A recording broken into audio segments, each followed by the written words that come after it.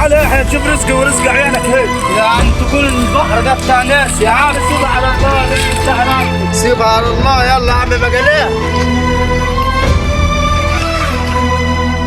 كمان يا اخويا الصراحه كده في رزق كتير النهارده. اين يا عم رزق الله كتير. على الله كله. على الله كتير.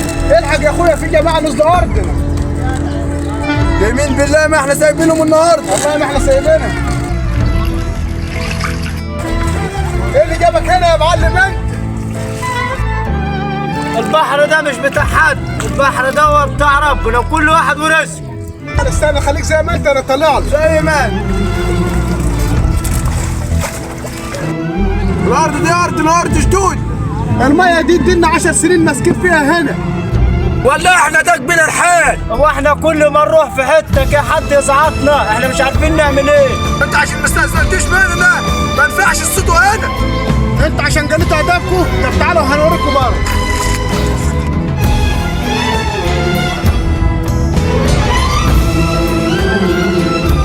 والله ما لقينا حد نستأذن منه في الارض دي. وبعدين هي لقمة عيش. احنا ماسكينها دينا 10 سنين. انت اللي جابكم هنا. الحق يا شيخ الصيادين. ايوه في حركه ما بيننا وبين النسبور. فين حته. يلا قعدكم قاطرا النهار. احنا مش هنسيبه.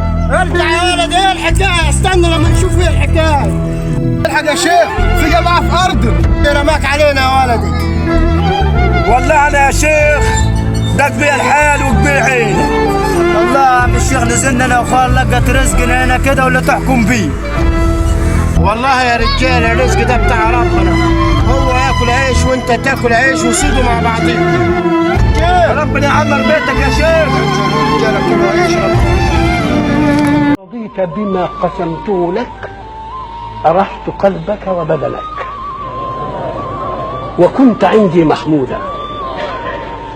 وإن أنت لم ترضى بما قسمته لك فوعزتي وجلالي لأسلطن عليك الدنيا تركض فيها ركض الوحوش في البرية ثم لا يكون لك منها إلا ما قسمته لك.